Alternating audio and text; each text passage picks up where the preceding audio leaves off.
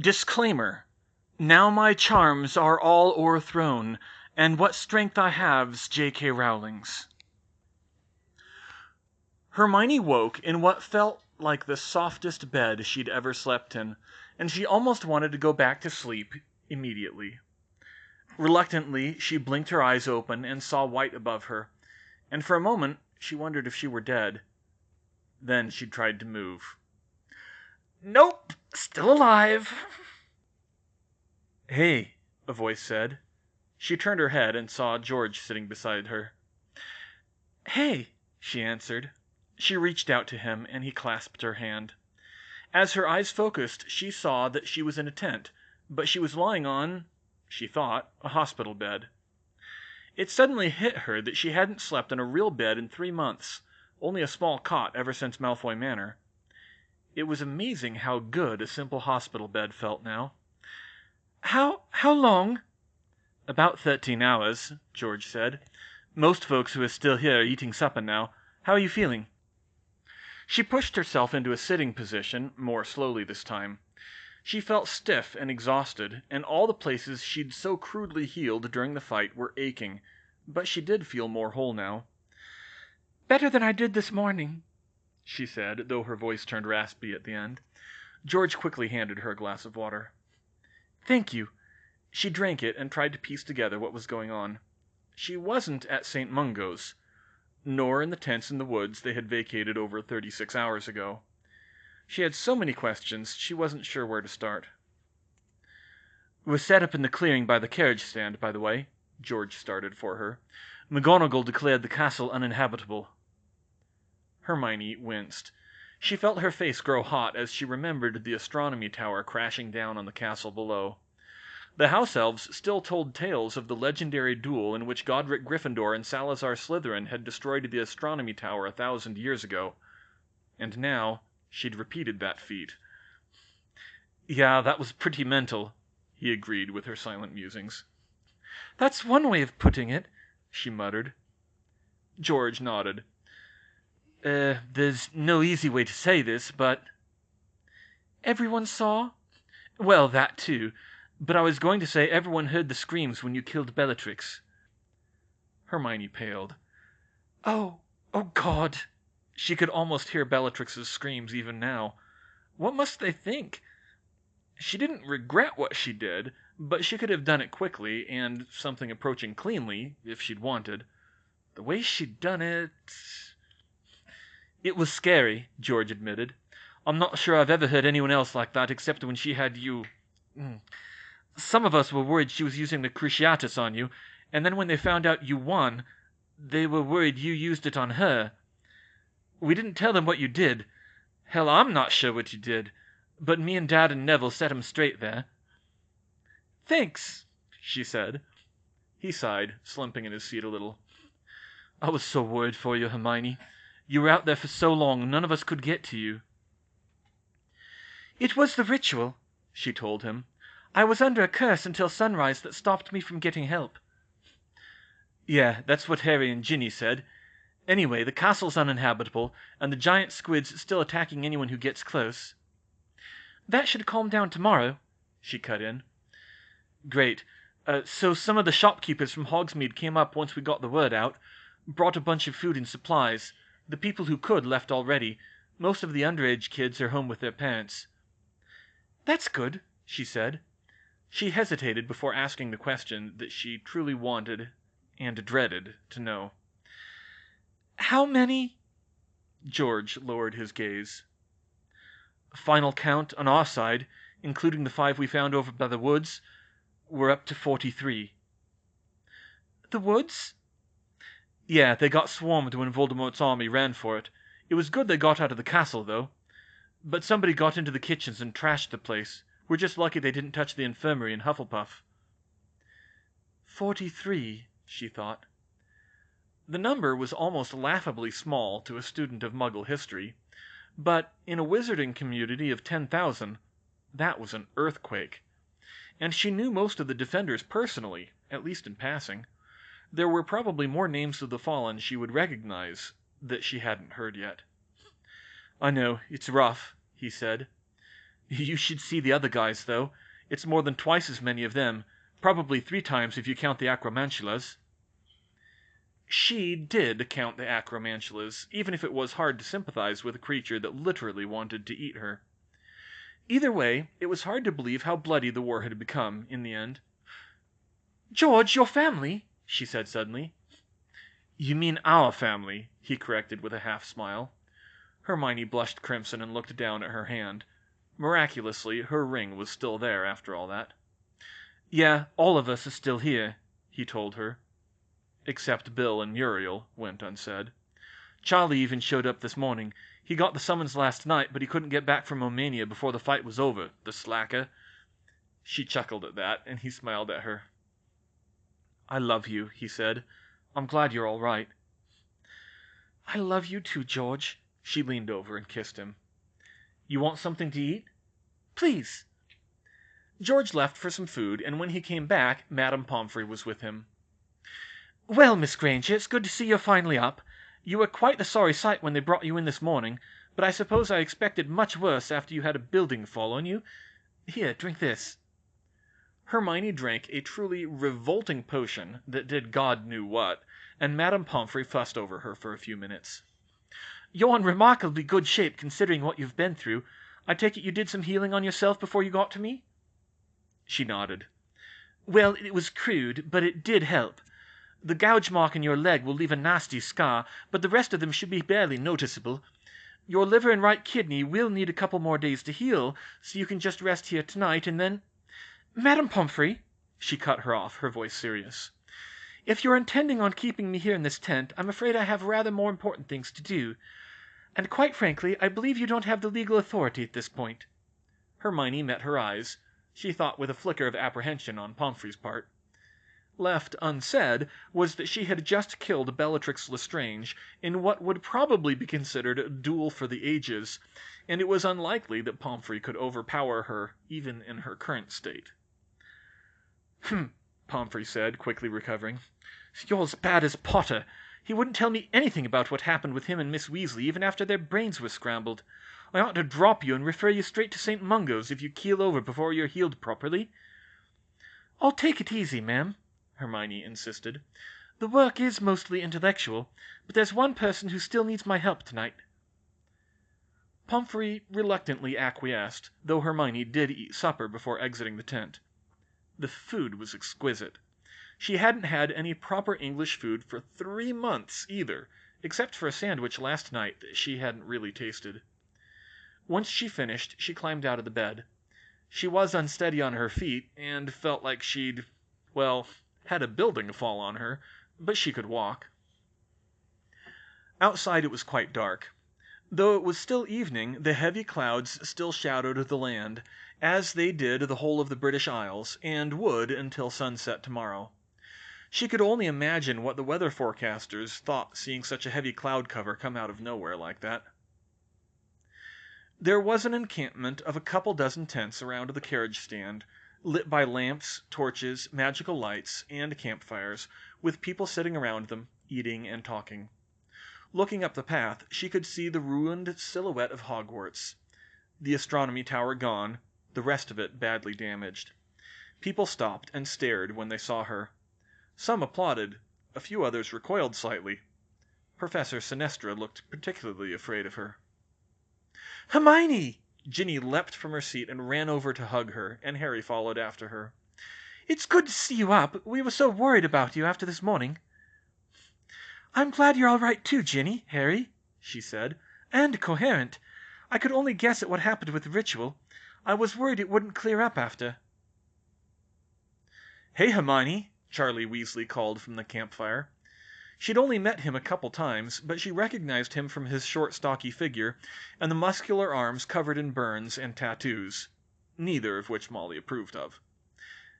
"Great to see you're awake. So, if you don't mind, why don't you explain to me exactly what you did to my baby sister?"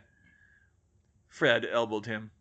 "Oi, don't mess with Hermione, Charlie. She just turned Bellatrix Lestrange into a pile of ash this morning." She rolled her eyes and sat down by the fire. She really didn't need the reminder. "It's fine, Charlie," she said. "It was mostly my fault." They had agreed the true story of the Horcruxes should not be spread too widely, and the Horcrux and Harry even less so they had prepared an edited story for this. The short version is, Harry had a dark magic connection with Riddle, she grumbled. She had to fix that soon. There was a danger Riddle could read his mind, or that it could otherwise cause trouble when we came to kill him, so we had to remove it. I created a ritual to sever the connection, but it went wrong. Riddle tried to possess Harry. I had to act fast. The only thing I could do was cut off the connection to Riddle on Harry's end by attaching it to someone else. Simple as that.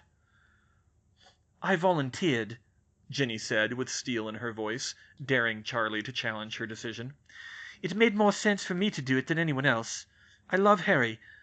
It hurt for a while, but it's not that big a deal now that we've got it under control. It just means we'll have to move up the wedding, is all," she finished with a smirk. "What?" Charlie squawked. "Well, we're still not comfortable sleeping in separate beds, so—" Charlie and Percy both jumped to their feet in indignation. "Just holding hands, of course."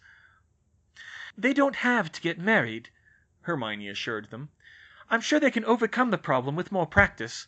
I mean, it's not like it's some ancient legendary bond of soulmates or something." "No, but it would still be a lot more convenient, wouldn't it?" Ginny said brightly. "How does the 11th of August sound?"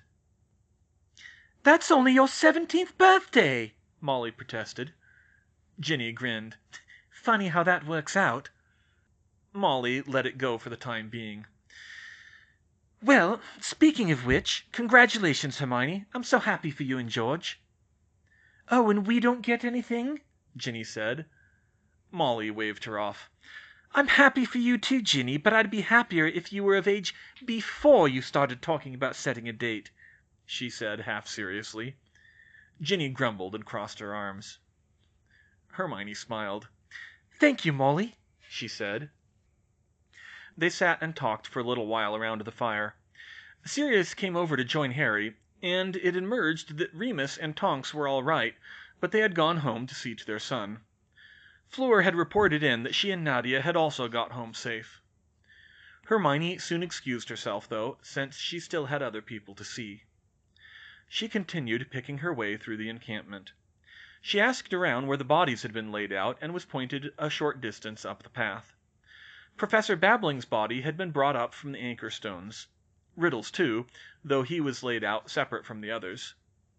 She could see a larger group of bodies further away across the grounds that were presumably the Death Eaters who had been recovered, but at the edge of the nearer area she heard quiet sobs and noticed two small figures sitting beside the motionless form of a third.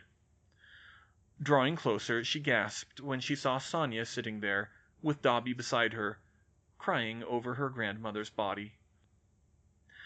"Oh no, Tilly!" Hermione cried. She hurried to the pair. "Sonia, I'm so sorry."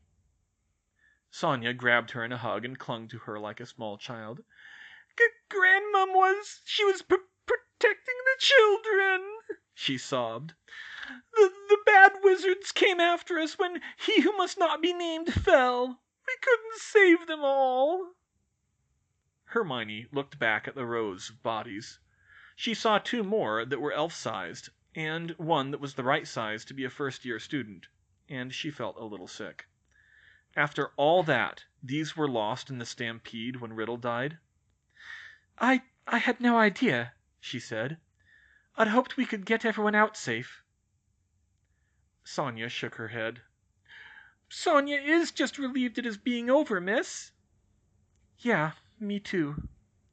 She spent some time comforting Sonia, but honestly, Dobby was probably doing a better job. Hermione eventually went through all the names of the fallen and recognized a few that she hadn't known about before. Augusta Longbottom, Xenophilius Lovegood, Tracy Davis. It hurt to hear about them, but her work wasn't done. She paid her respects and headed back to the medical tent, looking for one more person she hadn't seen yet. Some of the worse injured were still in the tent. Blaise Zabini was sitting there with his girlfriend, Megan Jones. He waved to Hermione as she passed. He was missing his left arm, the arm where the dark mark would have been. She stared for a moment.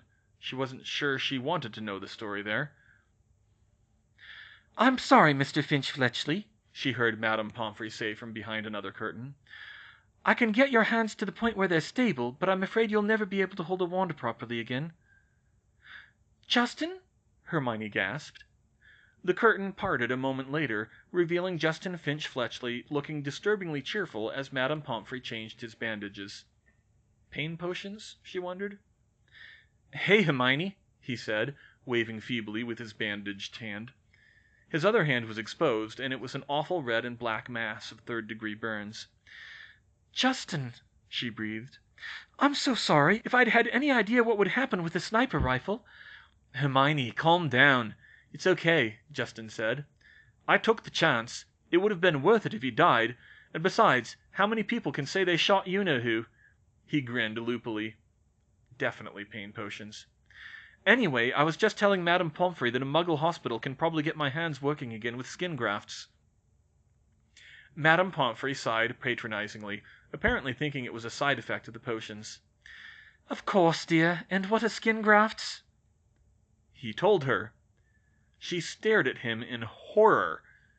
Then Hermione confirmed it was true. What? Do you take me for some kind of butcher? They do work, Madame Pomfrey, Hermione insisted. Without access to healing potions, Muggles have learnt to work miracles with a scalpel and a needle and thread. Madame Pomfrey muttered, "What is this, the Dark Ages?" under her breath, which made Justin laugh entirely too loudly, and even Hermione couldn't help giggling a little. Where would you even get the extra skin? I think they have ways to stretch it, ma'am. It's more important to get some healthy skin down to start it growing back. Pomfrey looked a bit ill at the conversation. When Hermione asked, she was all too happy to point her where she wanted to go. In the last section of the tent, she finally found the final person she was looking for. Septima, she said.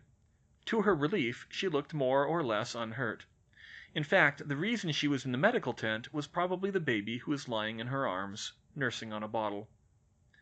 Septima smiled broadly when she saw her.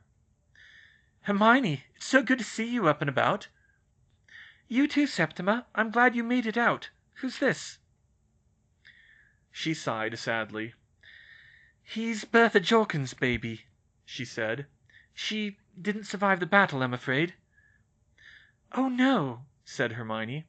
All that time enslaved to Barty Crouch, she was finally freed, and then...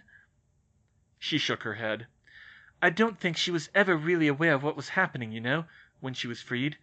Not with the after-effects of so much time under the Imperius Curse. I don't think she had much of a chance surviving in a firefight like that, even with other people to protect her. It's sad, but I can't really say I'm surprised in the end. Hermione was starting to notice Septima's rambling speech patterns again. So what's going to happen to him? She asked. I'm going to take him in.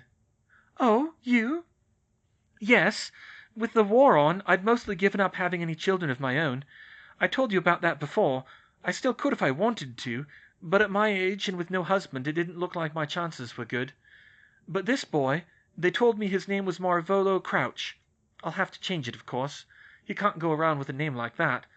But he needs someone, and I'm happy to take him.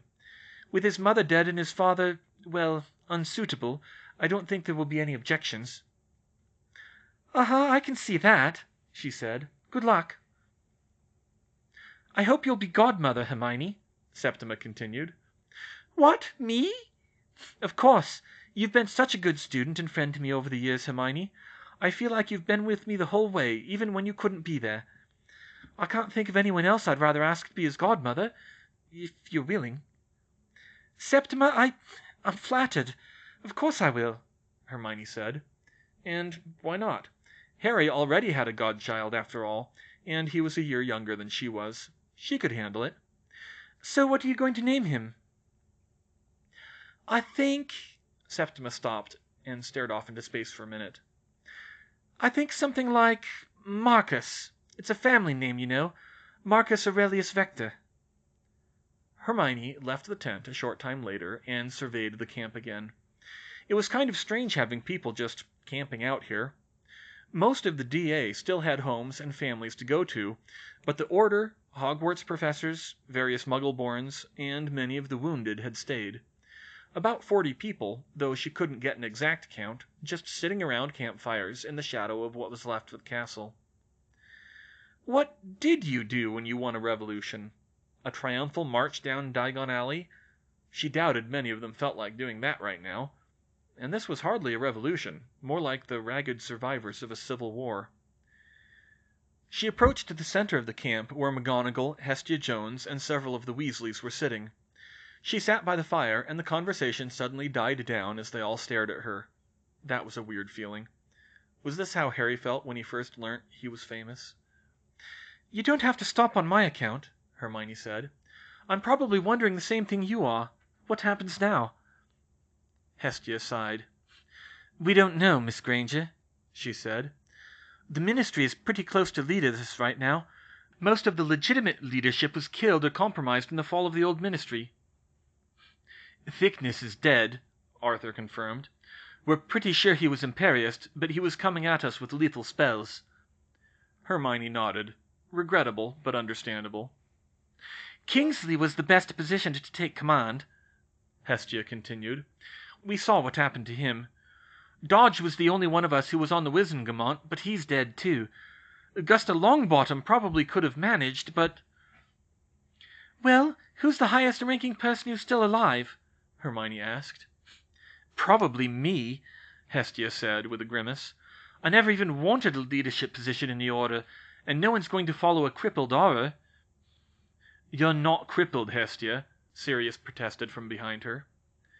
She half turned to look at him. "I lost my wand arm, Sirius. A lot of other injuries it would be fine, but the people aren't going to respect that. Right now they need confidence, and I can't do that." "Who is in charge right now?" asked Harry.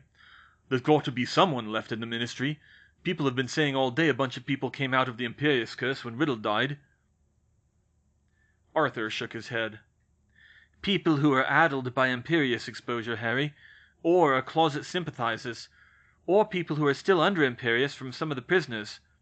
There aren't many we can trust, which is why we wanted an Order member to do it."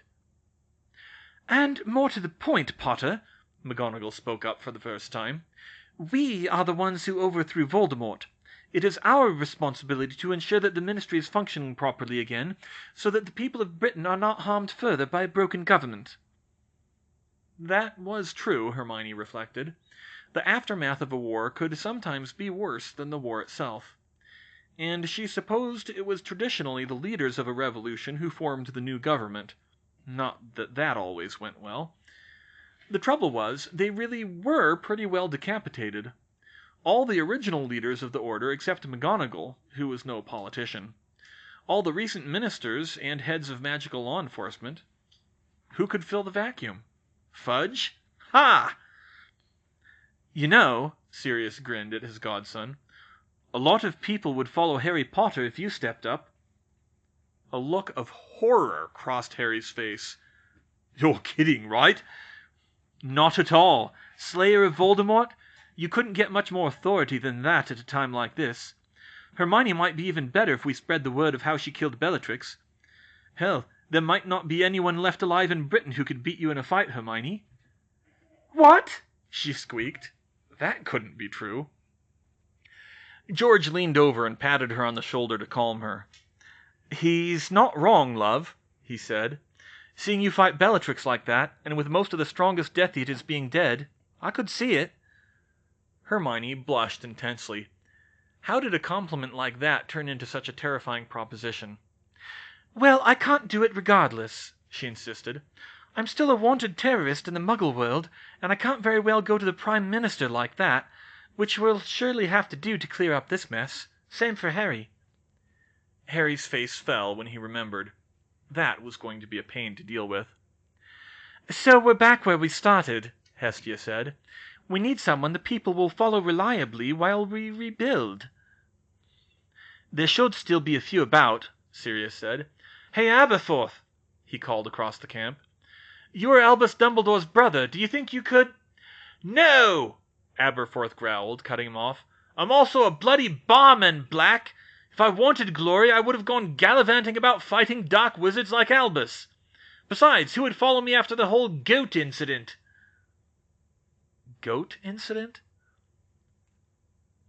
What about other family members? Hermione asked, grasping. What about Cedric's dad? Where is Cedric? She looked around and saw him chatting at the far side of the camp.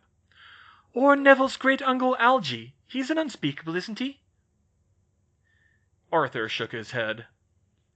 Amos Diggory wasn't a Death-Eater, but isn't exactly the least prejudiced person around. He'd be better than no one, but not a great pick, I'm afraid. And I doubt you could get Croaker to change jobs unless the sky were literally falling. Hermione groaned, pressing her forehead down against her fists. There's got to be someone who is actually competent to run the ministry right now, who's still alive and we actually trust. Everyone was silent at that, some of them thinking seriously, others completely lost. But then, little by little, heads began to turn towards Percy. Percy's eyes widened in horror when he saw people staring straight at him. Me? No, you can't be, no! Actually, that could work, Hestia said. You were the junior assistant to the minister, weren't you? You were closer to the top than anyone in the order besides Albus Dumbledore himself. You would certainly know how to run things, Hermione agreed. But that was only because Fudge wanted me to inform on the order. I disowned my own family to get that job. I don't deserve it. Hermione got up and walked to him. Maybe you don't, she said. But as far as I'm concerned, you made up for it when you sneaked out the Ministry's plans for Muggleborns at the risk of your own life. And a lot of other Muggleborns will feel the same way. I know I'm not blood to you, and only they can truly decide that, but the fact is, you may well be the best we've got right now. Arthur laid his hand on Percy's shoulder. Son, he said, that day a year ago, all you had to do that day was come back home for us to accept you back. But what you did for the Order and for the Muggleborns, that was one of the bravest things I've ever seen. Your mother and I are so proud to call you our son, and I know you'd make a brilliant minister. Percy had tears in his eyes. Then Fred chimed in. Yeah, you may be a pompous git, but you're our pompous git, George finished. Besides, haven't you always wanted to be Minister for Magic? I seem to remember a certain brother of ours reading Prefects Who Gained Power in his 6th year, said Fred. Yes, when I was 16, he admitted. But after everything that's happened since then, I just can't imagine. And really, would people follow me either? Well, Sirius is right about one thing, Hermione said. We killed Riddle. She motioned to herself, Harry, and Ginny. If we back someone, it'll carry a lot of weight. Harry, how do you feel about this? Harry shrugged. It could work. I can live with it. Ginny? What the hell? Why not?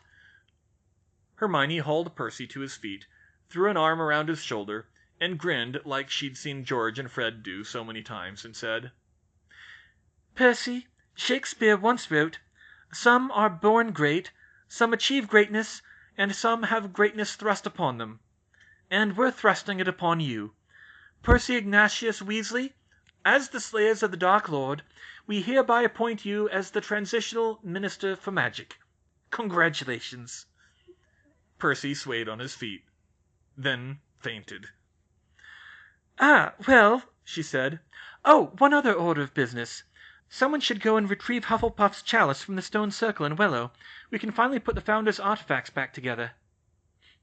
I can go in the morning, Sirius said lazily. You should be fine until then. Good. Speaking of, there's one more thing I need to do. Where's Ravenclaw's diadem? Professor Flitwick has it, Miss Granger, McGonagall said, although you may have difficulty getting it back. From Professor Flitwick? No, Miss Granger, not from him. The ghost of Helena Ravenclaw stared down at the diamond-studded tiara with sadness in her eyes. She reached out to it, longing to touch it again, but knowing she never could. Professor Flitwick was the most professional-looking of the surviving teachers. He hadn't quite got to an actual desk, but he had magicked up a table and chairs fitting his stature that could serve, and right now he was using that table to study Ravenclaw's diadem with reverent eyes. "It's not right for you to wear my mother's diadem," Helena told Hermione shakily. "Its power should be for her alone." Hermione, Harry, and Bill had met Helena Ravenclaw when they first retrieved the diadem a year ago. At the time, she had been tormented by the fact that Riddle had turned it into a Horcrux, but even beyond that, she had discouraged them from using it, suggesting that it would only hurt them to try. Which it did, although Hermione had managed to harness it. "My wearing your mother's diadem is the only thing that won the war and saved anything of Hogwarts as it was meant to be," she replied. "You are not even of my mother's house!" Helena shouted, and the temperature in the tent dropped a couple of degrees. "You are not worthy to bear her crown." "Miss Helena, please calm yourself," Flitwick interrupted. "I have seen Hermione Granger in action, and I dare say she is more of a Ravenclaw than I am, regardless of where the Sorting Hat put her." "The Sorting Hat did say I'm a natural Ravenclaw," Hermione confirmed. "It had other reasons for placing me in Gryffindor." Helena's jaw quivered slightly, and it was hard to say if it was from sadness or anger. "That diadem brings only madness," she spat. Hermione's mouth hung open for a minute. She was starting to understand. "It does," she said, standing straighter. "But I think not in the way you believe." At that, Helena's face grew hard. "I know what I felt, girl. Jealousy drove me to steal the diadem, to disown my mother, to turn my back on her in her dying hour. And when I wore it, where wisdom came to her, only madness came to me. Do you see? I tried for years to make it obey me, and it would not. It judged me, the daughter of its maker, unworthy. How can you, a mere child, wield it where only my mother could before?" Ghostly tears began leaking from her eyes. Hermione just sighed sadly. "I think I know what happened," she said. "When you put on the diadem, every insect buzzing through the air, every glint of sunlight, the shifting of every blade of grass, came through so that you couldn't shut it out. Your clothes felt like tree bark scraping your skin. Every smell made you choke, every sight made you dizzy. The sound of your own breathing grated in your ears. And your memory was flooded with the words of every book you'd ever read until you felt like you were drowning in it." Helena paled, if that were possible for a ghost. She was trembling as she floated. "How?" she whispered. "How could you know that?" "Because that's what I feel when I wear it," she said firmly, and Helena gasped softly, her eyes wide. Flitwick was watching her with rapt attention. "You can't control the diadem," she continued. "You can only learn to interpret it. The diadem doesn't owe its loyalty to blood, and it doesn't grant wisdom either. That's what the stories say because I don't think the words existed at the time to adequately describe what your mother did create. It opens your mind to all of the information provided by all of your senses and all of your memories that we normally shut out. Our senses show us far, far more than we realize, and we can only focus our minds on a tiny, tiny portion of it. The diadem removes that limitation. It's incredibly valuable, being able to see everything, but you can only understand what it shows you with the right kind of mental discipline." "Incredible, Miss Granger," Flitwick cut in. "For 1,000 years all we've had are vague speculations, but this... what kind of mental discipline is it?" "Occlumency for a start, but it's more than that. I think I've been training to wear the diadem of Ravenclaw my whole life, even though I didn't know it. Ever since I was 6 years old and taught myself to do large sums in my head. My teachers helped me teach myself to use that subconscious potential and focus of the mind that is needed to wield it. Helena, I don't think you were judged at all. I think you could have worn the diadem if you'd had the right training, but..." Helena lowered her gaze, speaking tearfully, her voice breaking. "But only my mother could have given me that training. It was a riddle the whole time. Wit beyond measure is man's greatest treasure. The diadem serves those with the wisdom to learn." "I'm sorry," Hermione muttered. She hadn't expected the conversation with Helena to go this way. She wondered if she were witnessing one of those rare events so powerful that they left a permanent imprint on a ghost's mind.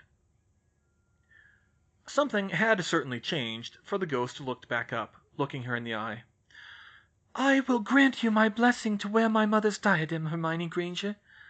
Though the diadem itself has shown you don't need it, you will have it so long as you wear it in a manner worthy of her." She nodded. "Thank you, Lady Helena. I will endeavor to do so." She picked the diadem up from the table and held it to her face. There was one more person who needed her help. Now she would see if she could truly help her. They circled around to the west side of the lake at sunrise.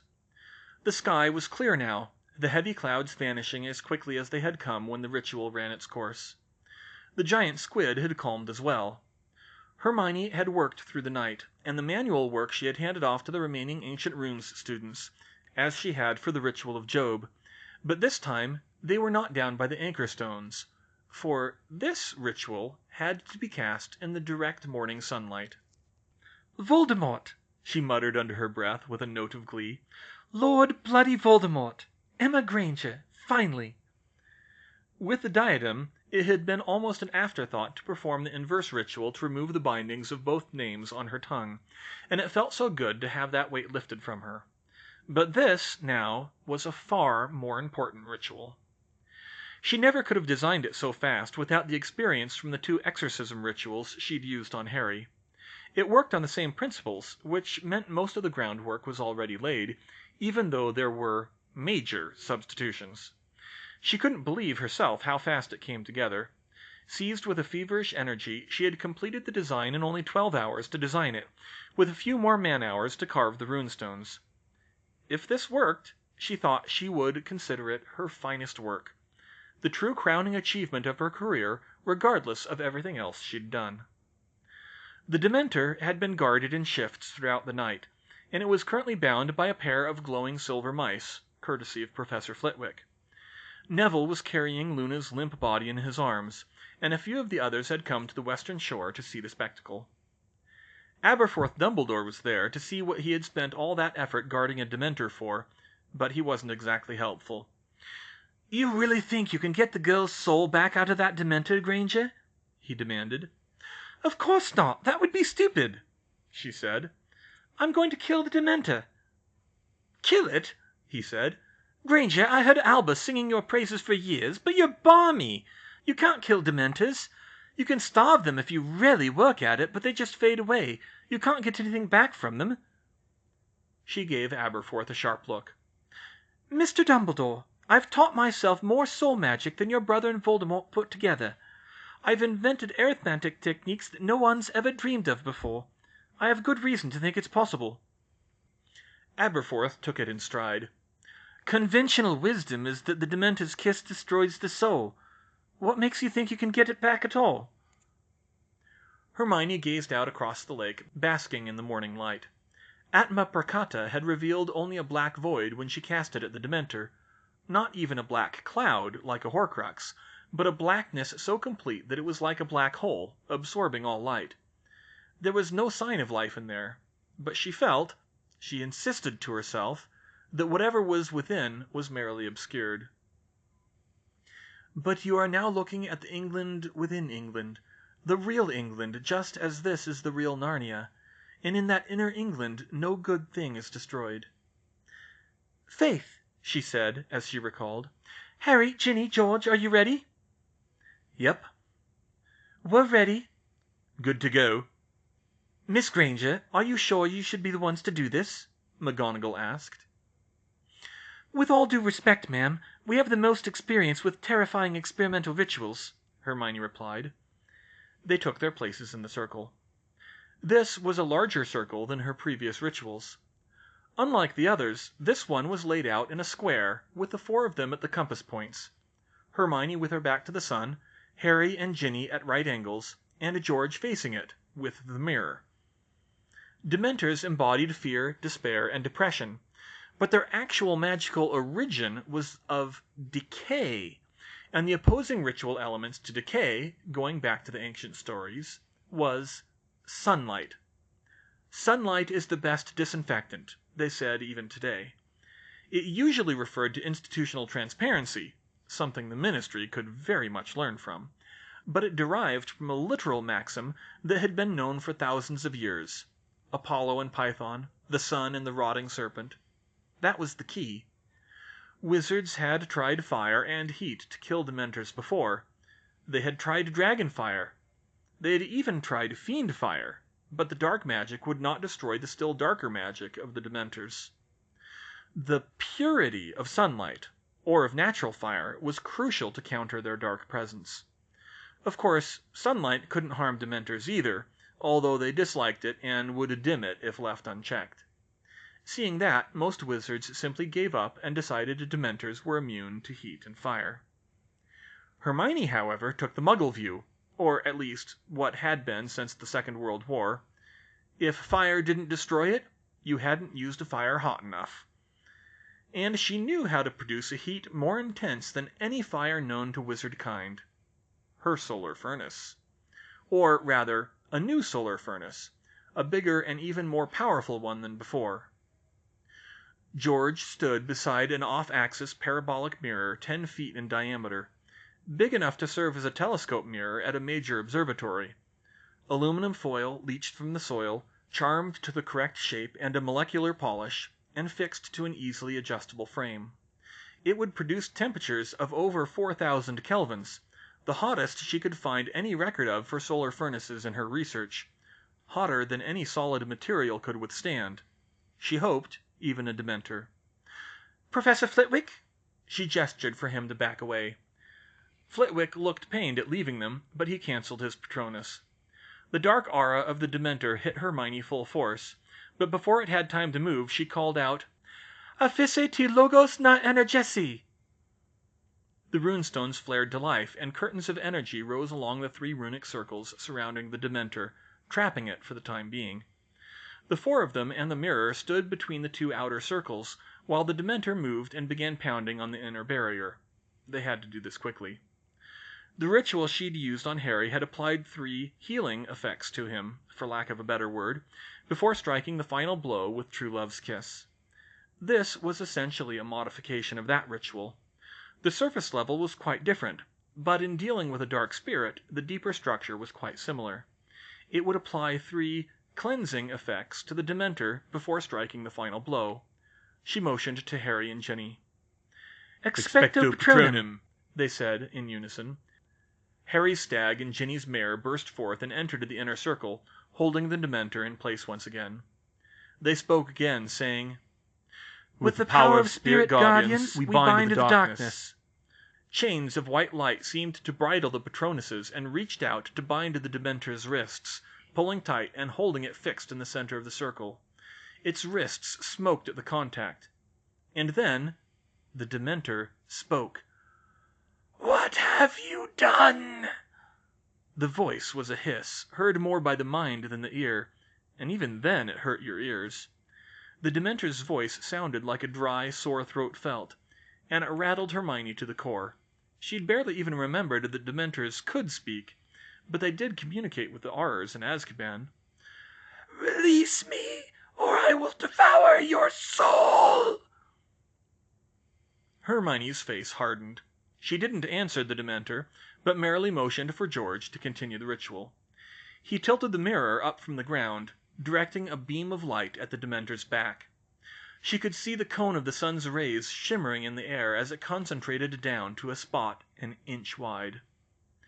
"With the light of the sun ascendant, we burn away the darkness," George said. And the impossible happened.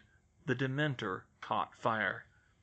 A gasp sounded from the onlookers, a moment before a shriek rang out across the lake. A more terrible shriek than even a Horcrux made on its destruction.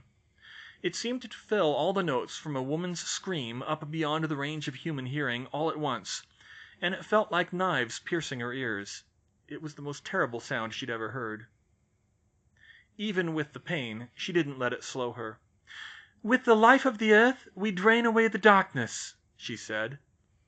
The Dementor lurched, becoming rooted to the earth. Its tattered, cloak-like outer skin was pulled into the dirt little by little, and tendrils of darkness snaked out from it. The grass within the circle began to wilt, turning brown and dead. Figuring out the sacrifice of the ritual was the hardest part. She'd had to go back to her conservation laws. The Dementor was an absolute corruption. To destroy it, it had to be offset by an absolute corruption of a different form. Everything in the circle died, everything except the casters. She'd gone over that 3 times. The ritual stood on the knife edge between light and dark in that respect, but they couldn't destroy the darkness without cost. She'd made the choice. The grass turned brown and dead to the edge of the outer circle. It would stand forever like that. It wouldn't even decay, for the organisms that caused a decay were dead too, and it would lose its nutritional value for any new ones that entered, though they would otherwise be unaffected.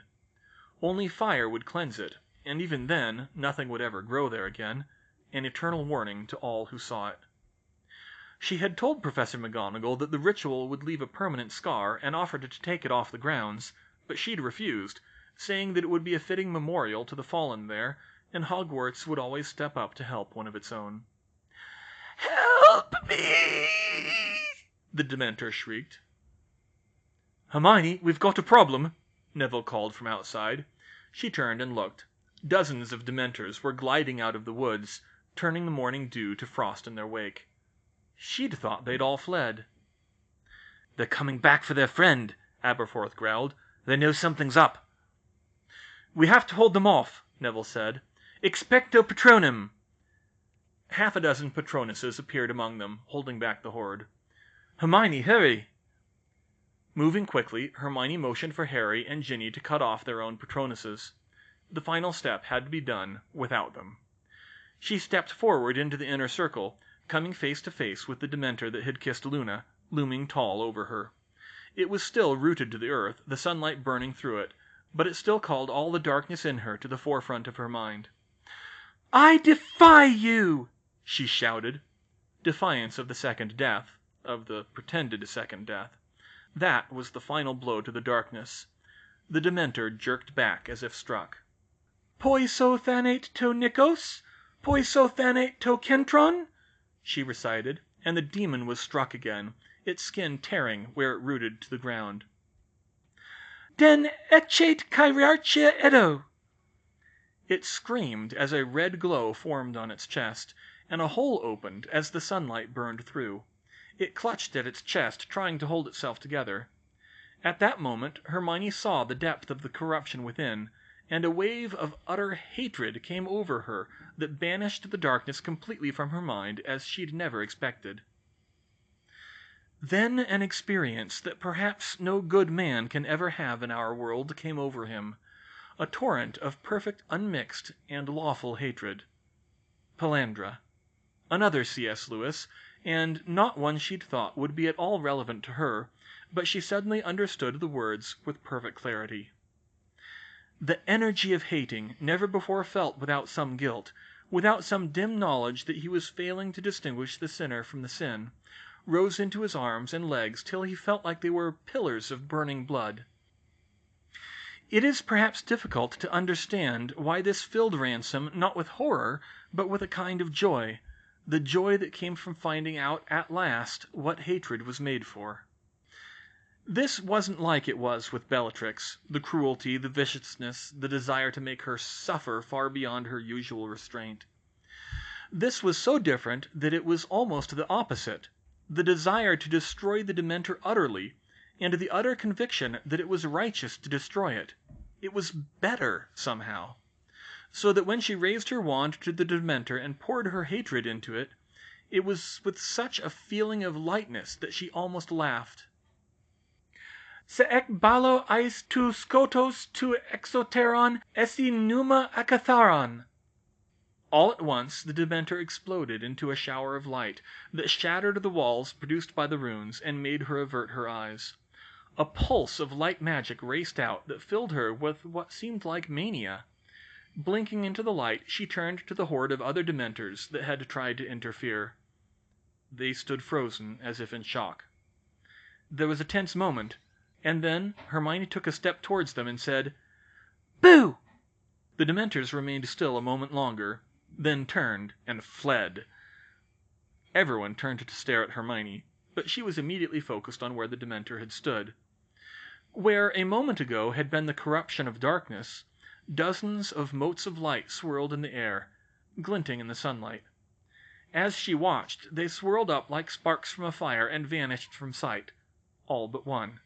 That last one flew across the field until it entered Luna's mouth. Luna's body shuddered and took a deep breath, and her eyes fluttered open. "Luna," Neville whispered, staring down at her. "Luna, please say something." Luna slowly tilted her head to one side, as if in thought. "Neville," she said, "I had the strangest dream." "Luna!" he cried, and he kissed her. Hermione came over to them, exhausted, but happier than she'd felt in a long time. She stroked Luna's forehead. "It's good to have you back, Luna," she said wearily. "Thank you, Hermione," she said as Neville set her on her feet again. "Did we win?" Hermione, Neville, and the others looked at each other incredulously. Then Hermione burst out laughing.